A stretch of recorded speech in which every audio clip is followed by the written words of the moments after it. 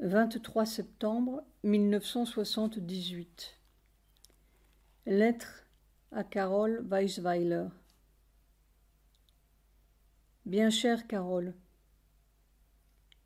tes lettres sont très pures, je les aime beaucoup. C'est-à-dire que nous t'aimons beaucoup. Je sens bien le difficile passage que tu traverses. Ne pas pouvoir aider ceux qu'on aime, c'est douloureux. Mais je crois que c'est une apparence. Les choses suivent une loi profonde. Et dans une chambre toute seule, on peut faire rayonner le mouvement de son cœur, ça agit. Seulement, les effets sont lents à voir matériellement. Mais on ne peut pas avoir une vibration sans qu'elle aille à son but. C'est inévitable. Surtout quand c'est une vibration non égoïste. Il faudrait avoir la foi que tout, dans les moindres détails, suit le mouvement d'une sagesse minutieuse qui connaît la raison et la nécessité des détours et qui, toujours, veut le meilleur, en lettres majuscules. Toutes nos pensées d'amour aident inévitablement. Les gens ne comprennent que quand ils reçoivent un coup de massue ou une bombe sur la tête. Alors c'est visible. Mais la force d'âme est infiniment plus puissante, plus longue de vue, plus radicale qu'aucune bombe ou aucun coup. Tu ne peux pas savoir.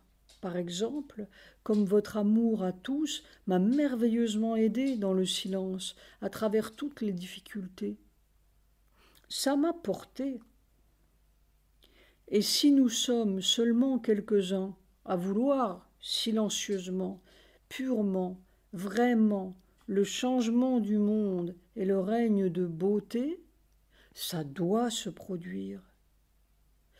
Tu ne peux pas savoir l'extraordinaire efficacité divine de quelques êtres comme Carmen, Micheline, enfin, ce petit noyau que nous sommes. Regarde seulement les montagnes que nous avons soulevées sans en avoir l'air depuis le jour où le premier tome de Mère était imprimé clandestinement chez Macmillan à Madras. Nous avons eu tout contre nous. On a même essayé de me tuer. Et nous avons tout traversé. On fait beaucoup de chemin. La force d'âme, l'amour simple, ça compte. C'est même la chose qui dure plus que tout le reste avec ses grands fracas et ses épates qui passent comme un feu de paille. Et je crois que quelques-uns, dans un coin silencieux des montagnes bleues, ou rue Greffule, ou place des États-Unis et à Rome et à Iran, sont en train de matérialiser le nouveau monde. Oui, ce conte de fées de Mère et Sri Aurobindo. Il y a un passage de ta lettre qui m'a beaucoup touchée, où tu dis que ta vie ne sert à rien. Mais non, non, Carole, ce n'est pas vrai du tout. Ce que tu es, le fait que tu existes, a sa pleine valeur. Je crois en toi. Et d'abord, je t'aime. C'est-à-dire que Mère doit bien t'aimer, non? Nous sommes tous en préparation de quelque chose. C'est long, c'est lent, c'est très aveugle, rien n'a l'air de bouger, mais ça bouge formidablement, et nous avec. Est-ce possible que Mère ne nous emmène pas vers quelque chose? Peu importe ce qui se passe ou semble ne pas se passer en ce moment, le fait de notre foi en l'avenir contient tout cet avenir. Tu es cette foi. Ta présence est formidablement utile au travail. Et puis tu dis encore, c'est très dur de se lever le matin sans avoir quelque chose qui vous excite à faire.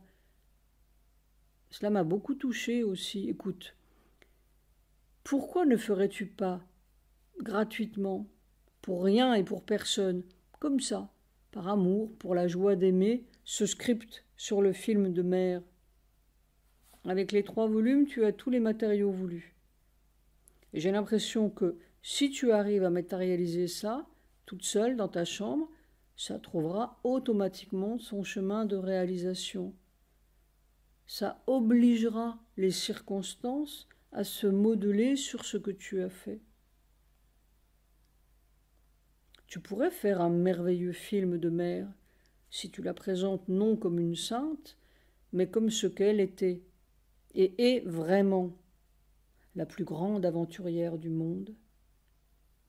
Tu te souviens de l'histoire de mère petite fille qui faisait un bond sur une pointe à travers le grand salon, une grande voltige légère par-dessus le vieux monde tapissé et tout doré.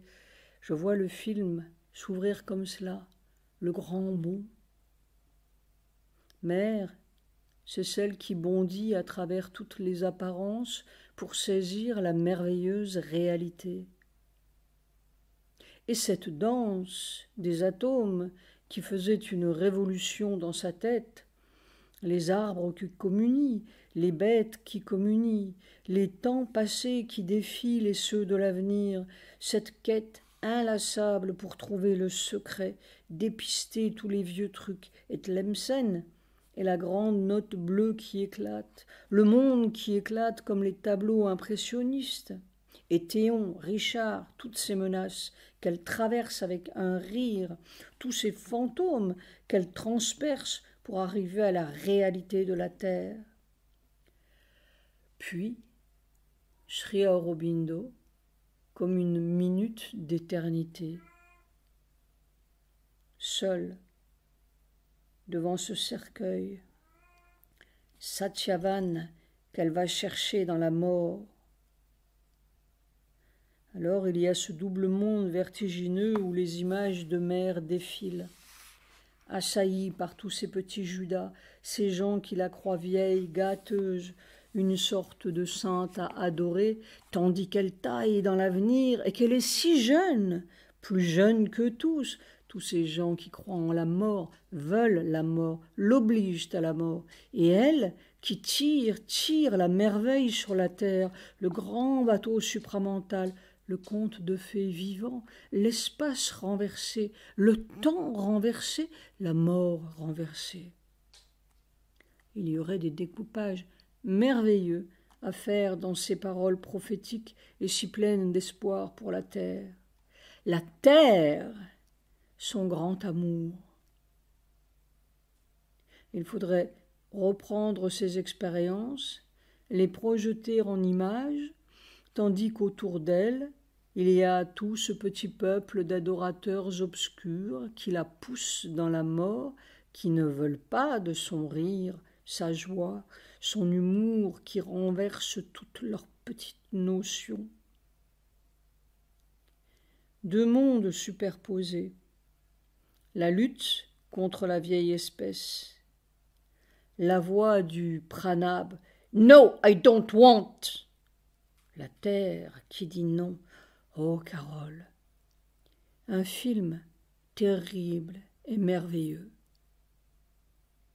Et puis cette mort, entre guillemets, de mère, ces gens voilés de noir ou de blanc qui ne veulent pas voir la merveille, qui ne voient pas qu'elle est vivante, plus vivante que tous.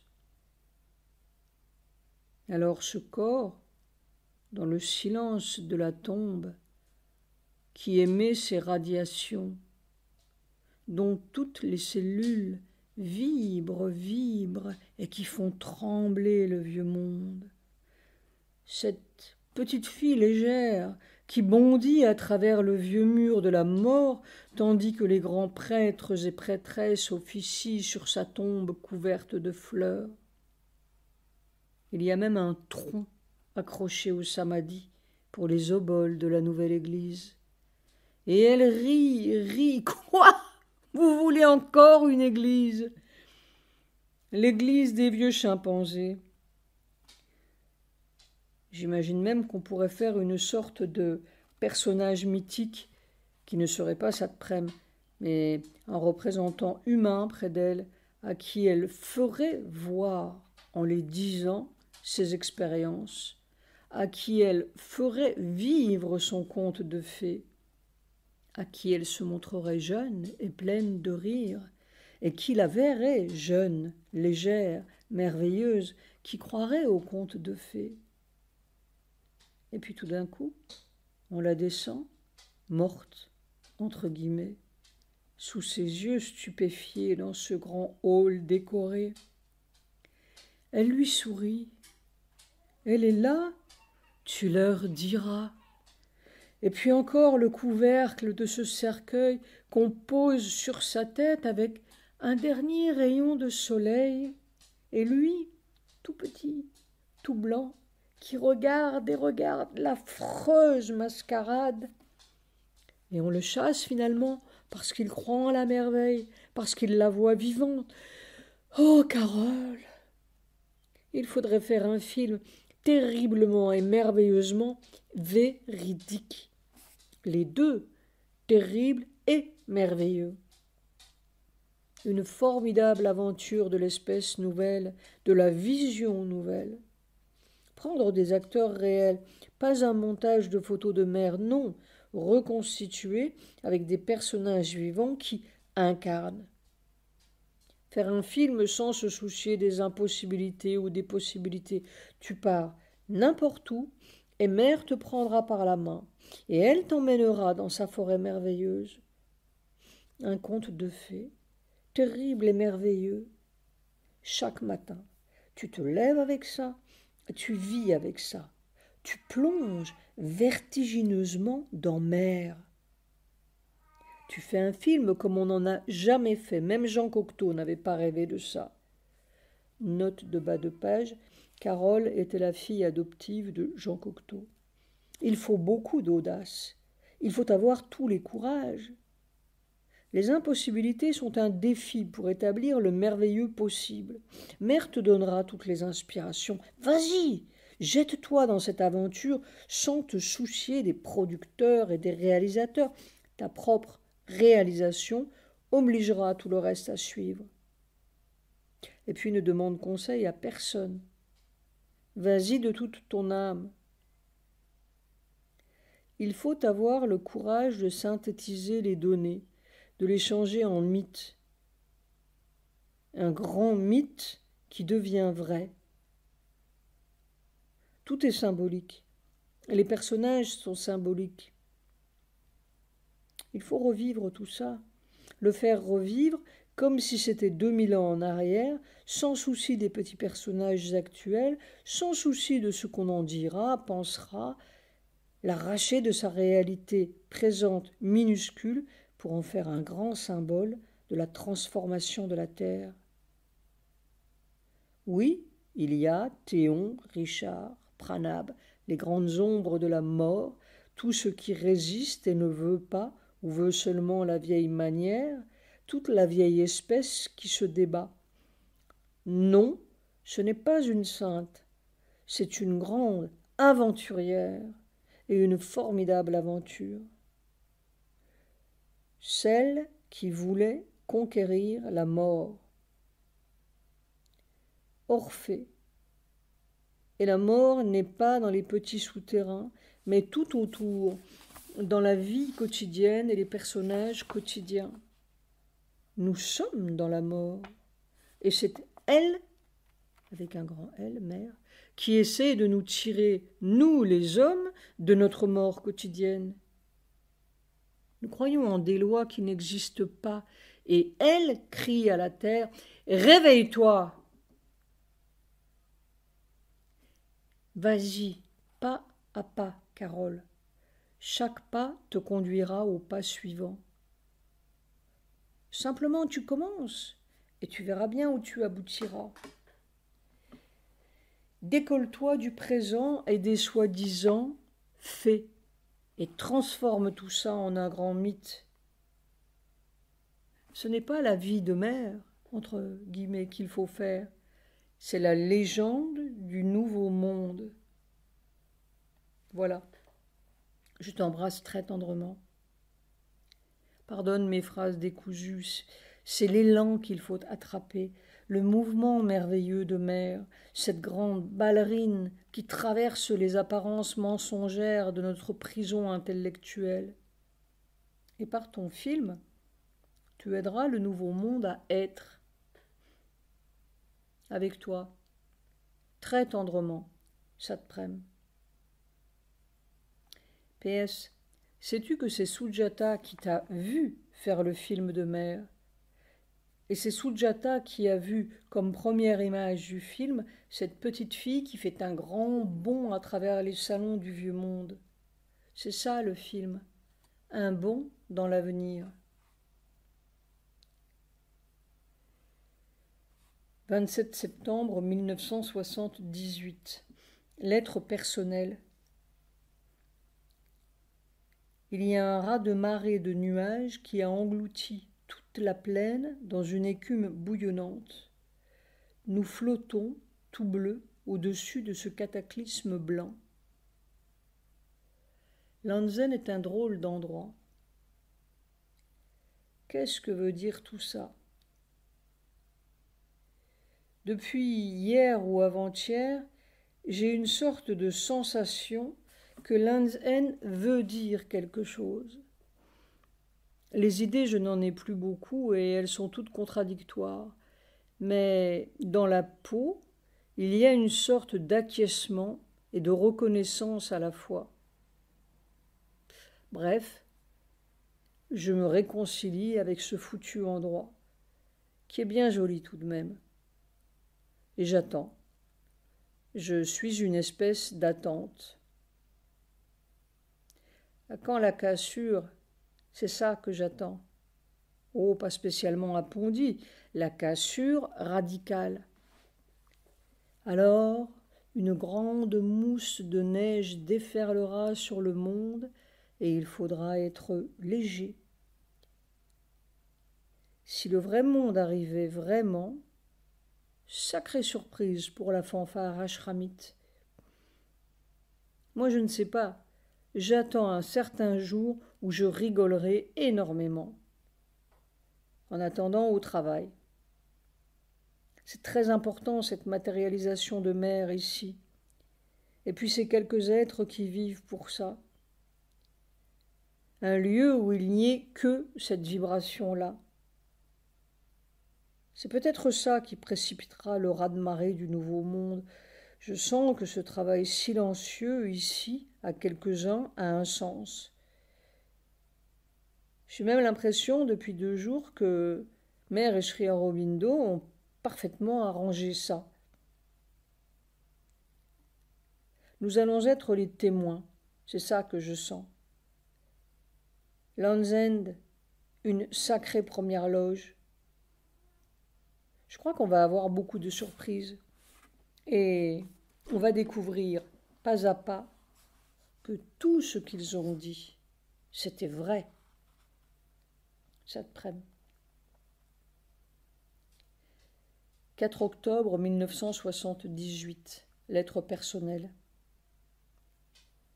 Ta longue lettre, en dépit des 1000 occupations. D'abord, ta vision est parfaitement exacte. Je n'ai plus de toit sur la tête, on a rasé ma maison, entre guillemets. Je vis en camping, dans rien du tout, les steppes, mais tout de même, les cerises sont bonnes, ça me rassure. Quant à ces tigres menaçants, égale des fantômes. On rit et ça s'évapore. Je crois que Mère veut qu'on apprenne à rire. J'ai l'impression d'une toute nouvelle phase qui s'élabore dans le silence, comme après une longue maladie. C'est très curieux. Je pourrais marcher. J'ai passé ma vie à marcher. Et puis je peux rester des heures sans bouger dans ma chaise. Je n'ai même plus envie de bouger. C'est drôle. J'ai envie de me laisser porter dans l'infini, sans rien, nul et plein. Je crois bien que j'ai des années de poison à éliminer et toute une habitude de bataille. Même la bataille faisait partie de la vieille maison rasée. Il y a surtout un besoin, plus de vibration. Aucune vibration. Toutes les vibrations sont perçues, senties comme un mensonge. Alors l'Anzen se révèle comme un merveilleux endroit plongeant dans le ciel, sans rien qui bouge. Même ma question, la question, fond là-dedans. Je regarde, ou évite de regarder, toute la vie derrière moi comme un enfer où il y a eu seulement la petite plage de mer, une sacrée plage, faut dire.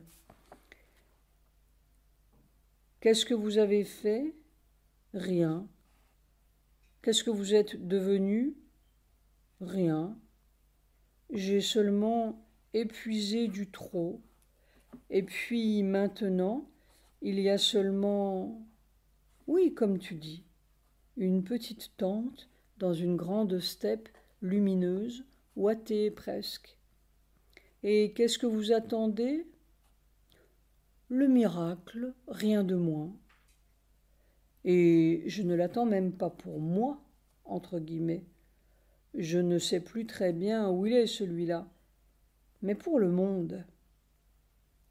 Une grande cataracte qui balayera toute cette organisation de fantômes. Alors, une mouette, oui, je veux bien, ou même un petit lézard, mais plus un homme, jamais. Jamais un homme. Fini ce métier-là. Et Sujata à côté, comme un oiseau léger, qui frotte son parquet avec une petite chanson parfois, cristalline, comme dans l'éternité. Ça fait de drôles d'oiseaux perchés sur le cataclysme des mondes. Un cataclysme délicieux. À part ça, je travaille, oui, mais c'est encore une manière de faire un trou dans le mur du vieux monde, jusqu'au moment où, ouf, ça giclera superbement la cataracte. Ah, oh, quelle rigolade alors! Et si je suis fou, c'est pas mal d'être fou par les temps qui courent. Autant être parmi les fous légers que parmi les fous lourds qui couleront avec tout leur barda de désir. Est-ce que tu viendras te joindre à notre camping léger? Ou est-ce qu'il se trouvera trop dépeuplé, sans travail sérieux?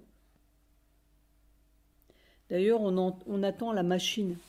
On a tout un programme très sérieux, qui sait. Même des paniers de cerises pour les écoliers buissonniers.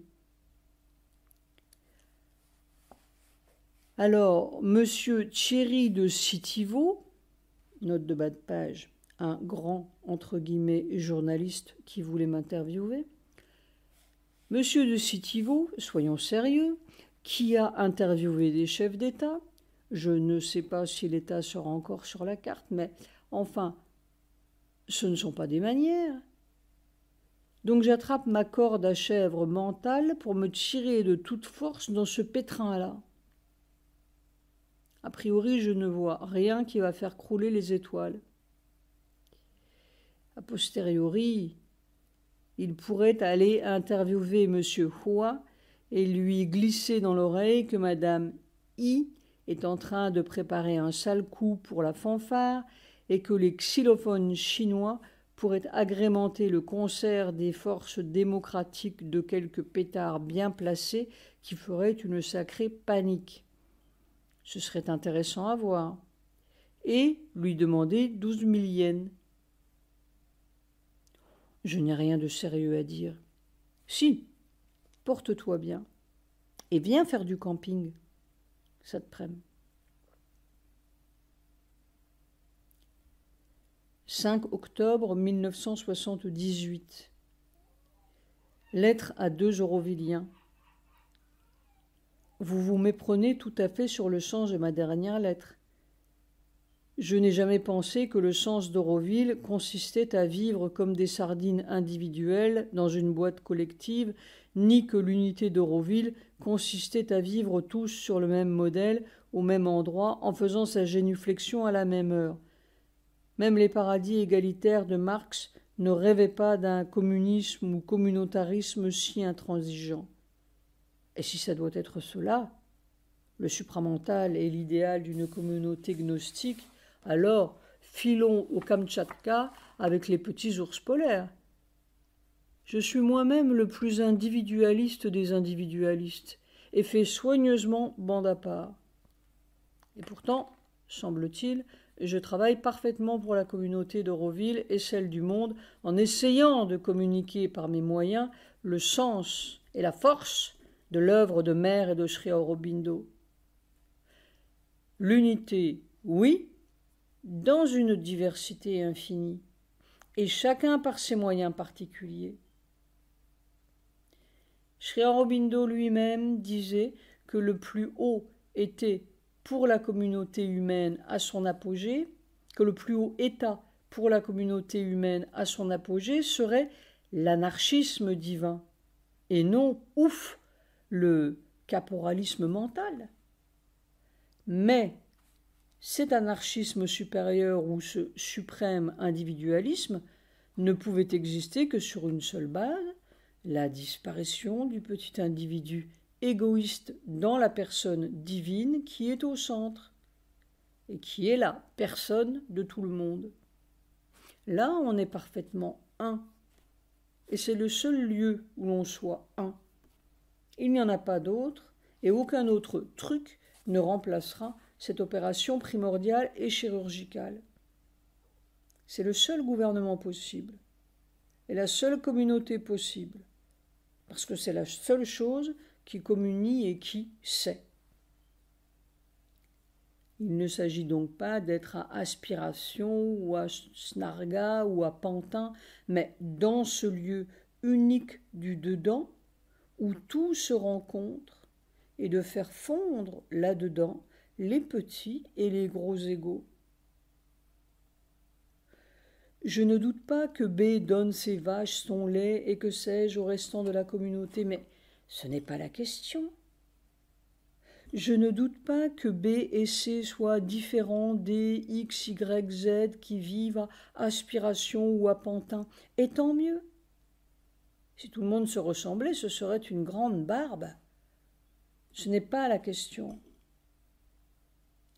Ce que j'ai senti dans votre coin, à part ses qualités et sa beauté et toutes les choses extérieures, c'est probablement un jeu individuel un peu plus fort que les autres, quelque chose qui se délimite fortement.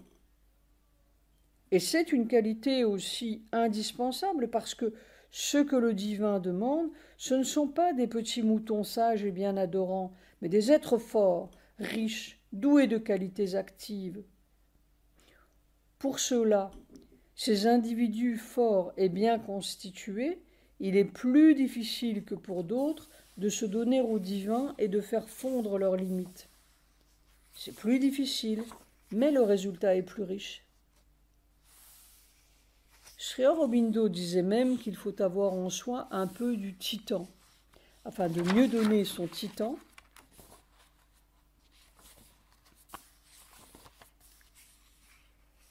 et de n'en garder que le dynamisme purifié.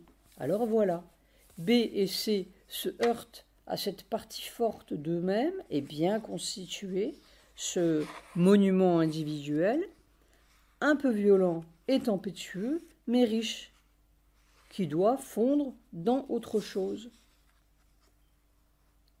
Les difficultés rencontrées avec les frères sont seulement là pour nous aider à mettre le doigt sur ce qui blesse. Il n'y a jamais de la faute de personne. Il y a un progrès à faire, et c'est tout. Mais appeler Kali comme le fait C, c'est encore la violence égoïste qui appelle une autre violence plus forte. Il faut que tout cela fonde dans la douceur. Cette douceur, c'est Mère. Elle ne casse rien, elle fait fondre. Et quand tout est bien fondu dedans, alors il n'y a plus d'opposition nulle part, et tout se rencontre harmonieusement. Les oppositions du dehors sont toujours l'image de notre propre opposition. Quand c'est doux dedans, tout est très doux. Je vous embrasse tous deux. Satprem. 10 octobre 1978. Lettre personnelle à propos de la Société des gens de lettres. L'homme de lettres te salue. Je suppose que c'est inévitable. Ça me rappelle François, note de bas de page, le jeune frère de Satprem qui s'est suicidé en décembre 1973. Au cours d'une promenade dans la vallée de la Loire, remplissant ma fiche à l'hôtel. Quand je me suis vu homme de lettres, j'ai eu un petit choc et j'ai regardé cette drôle de bête comme si j'étais tout d'un coup pris dans leur boîte d'entomologiste avec ma petite étiquette. On est tout mort, proprement. Mais c'est ça que tu es, s'acharnait François. Hélas, je ne suis pas encore. Une espèce de rien projeté vers l'avenir, une flèche vers quelque but. Enfin. J'avais reçu une lettre de la Société des gens de lettres au Seuil. Quand l'orpailleur est sorti, je n'avais jamais répondu. Je t'écris, mais je voudrais me taire absolument, comme si toute parole était mensongère. Étrange comme tout paraît mensonger. Passé la matinée d'hier à Kounour, dentiste. Les dents aussi s'en vont, plus rien ne tient à moi. La jambe paraissait mieux, mais à la première marche, ça recommence à me faire des veines tortillantes. Je n'ai plus envie de marcher. La dermatose du dos, presque guérie, s'est redéclenchée furieusement après un jour à Pondichéry. Étrange. Le produit de Paris ne vaut rien. Ce n'est pas le genre d'infection qui fait partie de leur catalogue, probablement. Quand je suis dans le silence, tout va merveilleusement bien. Impression d'être comme une plante qui absorbe du silence. C'est tout. Satprem. Lettre de Sujata aux amis. Vous êtes épatant. Ou, au cas où vous protesteriez, disons que Mère est épatante à travers vous. Elle adore jouer avec les éléments les plus disparates possibles et les rendre un tout homogène. Sans fin de merveilles, notre petite mère. Qu'est-ce qu'elle garde encore up her sleeve dans son sac? Donc, bon travail à vous tous. Sujata. Le climat vire vers l'hiver ici. Frais au coucher du soleil, mais aussi quelle splendeur! Que ce serait beau de pouvoir prendre des morceaux du ciel pour le mur, le sol de nos chambres. 13 octobre 1978. Oh, cessez d'être humain. Om. 25 octobre 1978. Lettre aux amis de Paris. On est bien unis tous dans cette drôle d'aventure, pas toujours drôle, mais enfin, ces négativités même finissent par faire une sorte de positivité inéluctable. Il n'y a pas de doute que si quelques êtres sont comme cela, si totalement penchés sur autre chose, Mère doit bien finir par se servir de ce bouillon de culture pour y faire pousser quelque chose. C'est le sens, la direction ou le côté de cette poussée nouvelle qui nous échappe. Mais il y a une différence. Avant, je me posais beaucoup le problème de cette autre espèce comme un problème, comme si tout d'un coup il y aurait l'intuition formidable. Mais maintenant, on dirait que c'est la sensation qui commence à regarder cela. Je n'ose pas dire le corps, mais à fleur de peau, quelque chose qui vraiment commence à pousser des antennes ou des je ne sais quoi, mais ça regarde, et ça rend, et ça se demande, et ça tend, et ça se demande. Ce n'est plus une intuition attendue, mais une sensation attendue, comme si tout d'un coup, quelque chose changerait de densité et on y verrait clair. Je sens beaucoup le besoin de baigner et baigner dans cet agenda, cette vibration-là, avec l'impression que ça fait tout le travail secrètement et qu'au bout, un bout, n'importe où, il se produira quelque chose. Après tout, mère a besoin d'un support humain pour faire son opération, et pourquoi ne choisirait-elle pas ceux qui ne demandent que cela?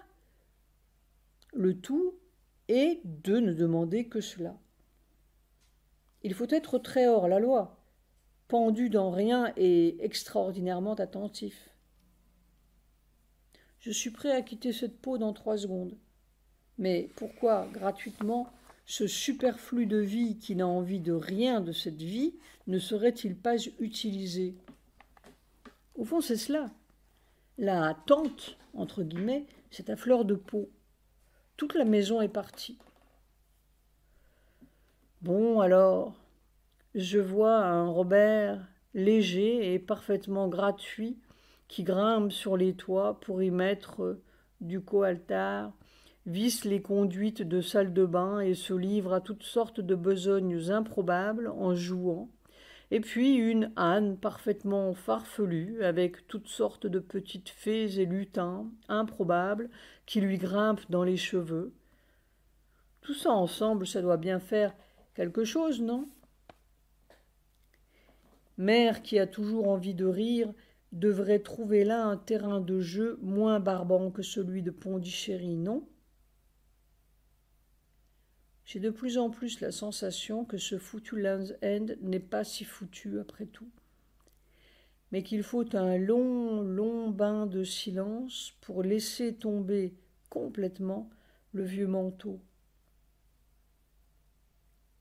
Parfois ici, tout est extraordinairement entre deux mondes, avec une mer de nuages qui laisse à peine quelques crêtes bleues, et le grand plombier qui sort des brumes comme un dieu riant de l'avenir. Pourquoi pas? C'est ce pourquoi pas qui grandit. Alors, nous sommes tous pendus au téléphone de Delhi, viendra, viendra pas. Cette sacrée machine doit passer par tous les départements de l'Inde. Après la police, c'est maintenant le département d'électronique. Mais comme il y a de l'optique là-dedans aussi, sait-on s'il faudra passer encore par le département des binocles et points de vue divers? Enfin, Kirit veut m'amener ici, la fille du président de Bulgarie, vers le 15 novembre. Reste la machine et le Deus ex machina. Je crois qu'on attend que la machine soit là pour commencer le soir rouge de l'Occident et la nuit noire de l'Orient, c'est moi qui ajoute, d'où sortira l'aube dorée de mer. Le temps du grand balayage est proche. Ce n'est pas possible que ça continue sur les vieilles roulettes. J'ai eu la sensation répétée ces derniers temps que mère nous avait mis ici à l'abri pour qu'on continue le travail. Tout cela est minutieusement combiné. À la minute, je le sens. Et cette machine reste pour moi le signe. En fait, ma protestation contre ce lieu devient maintenant presque un signe divin à l'envers. On s'est beaucoup acharné pour que je prenne mes clics et mes claques. Mais mère nous a collés ici dans un but. Après m'avoir parlé pendant, je ne sais pas, 18 ans, elle n'allait pas laisser la deuxième manche au petit hasard et aux caprices bretons de son fils mal embouché. D'abord, si j'avais été bien embouché et bien polissé, je serais tombé en plein dans le piège et bien pensant de l'ashram. Elle m'a fait mule juste à la bonne dose. Machira déterminée. J'arrête cette interminable lettre. Je suis encore en plein chantier, la moitié du sol de ma chambre est démolie. Les maçons sont en train désespérément de mélanger de la peinture rouge au ciment jaune citron pour que les deux moitiés de la chambre se ressemblent. On a couru à Kunur, Coimbatore pour trouver la même poudre orange, mais il n'y a que du jaune citron. Et puis on se débat avec des courts-circuits partout. Haroul a rabouté des bouts de fil dans les tuyaux, et comme on a finalement mis tous les tuyaux dans les murs, il faut casser les murs. Ou, ce que va faire Robert, abandonner les tuyaux noyés dans le ciment et faire une autre installation à l'extérieur. C'est charmant, jusqu'au bout.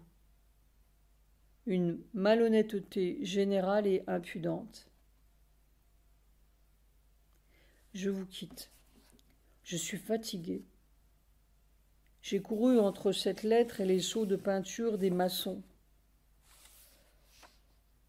J'aspire à une vie si totalement autre, où on n'aura plus besoin de super ceci et super cela, où l'on sera naturellement beau, avec une maison à la couleur de son âme, sans pot de peinture. J'apprends.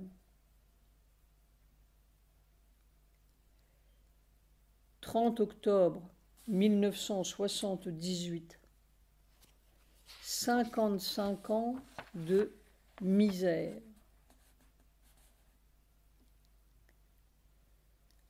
6 novembre 1978.